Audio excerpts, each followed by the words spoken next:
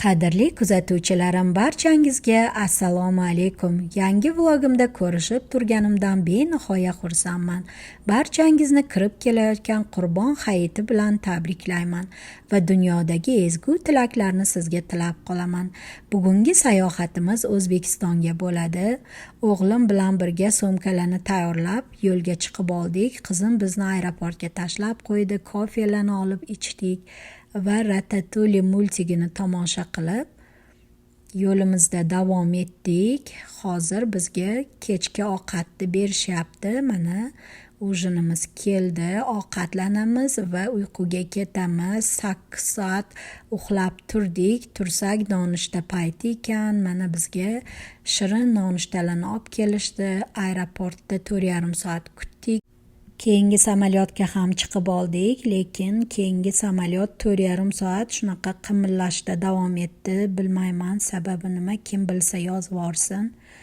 Xullas, og'zimdan oyatal kursi duosi tushmadi. Tinmasdan Allohdan shu sog' salomat qo'nib olishimizni so'radim. Hozir soat sahar 3:30. Vatanimizga yetib keldik. Vatanimiz chiroqlari naqadar chiroyli. Vatan sog'inchini musofir bo'lganlar tushunadi. Mana shunday go'zal manzara va nihoyat sog' salomat O'zbekiston aeroportiga qo'nib oldik. Mana Toshkent. Ukam bizni kutib oldi va biz ularnikiga mehmonga ketdik. Birga nonushtalarni qildik. Keyin kechki paytga esa mana shunday mantilarni kelinimiz shirin qilib tayyorladilar. Men ham qarab turmasdan ularga qarashdim. Bizga juda ham yaxshi kelinlar uchragan va biz ham juda yaxshi qayinsingilmiz. Kelinlar bilan murosamiz juda ham zo'r.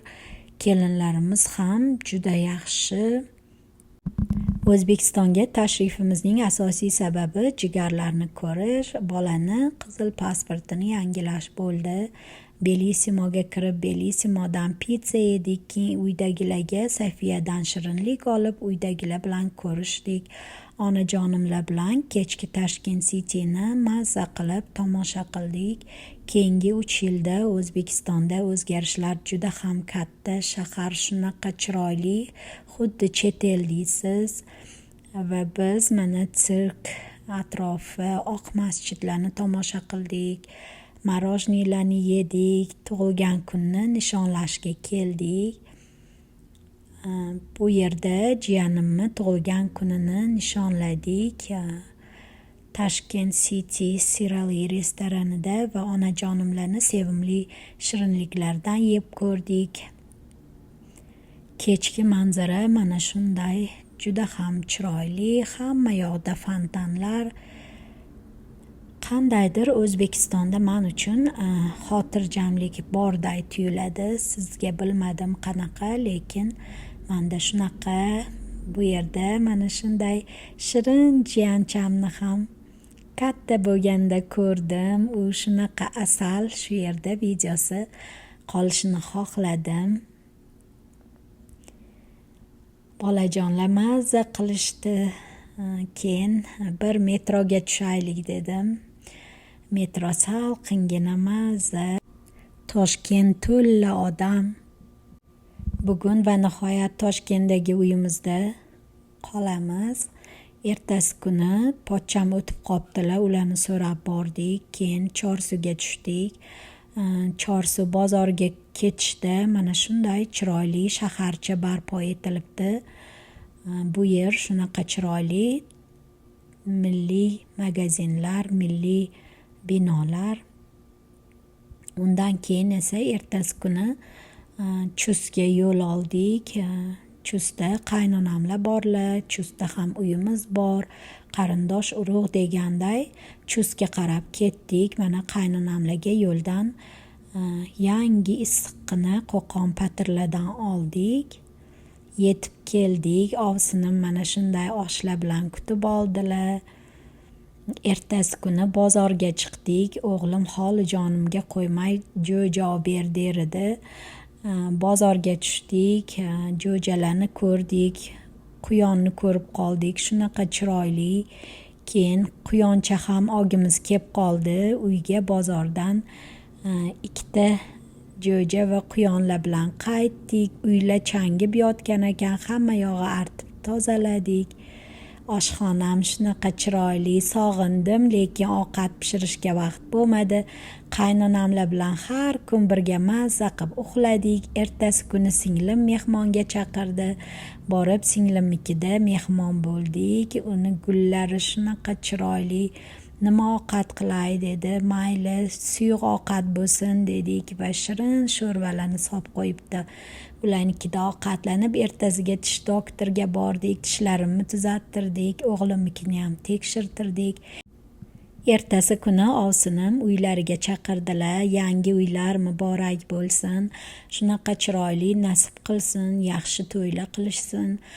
Hammamiz mazza qilib oshlarni yeb o'tirdik. Undan keyin sochlarni tuzatishga bordim.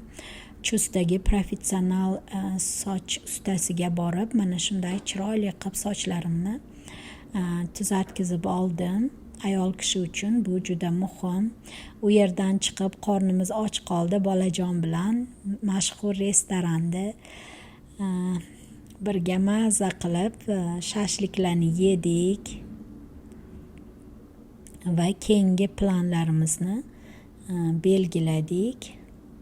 Keyin bolajon mana quyonlari bilan yana shug'ullandilar. Uni qo'yib yubordilar agarodga. Agarodda shunaqa chiroyli o'tlar chiqibdi. Bahor bo'lganiga mazza qilib o'tlardan yedi quyoncha. Keyin kechki payt Chustdagi Dreamland degan o'yingohga bordik. Juda ham katta va chiroyli o'yingoh. Bolajonlar mazza qilib o'ynashdi. O'zimiz ham ulardan qolishmadik.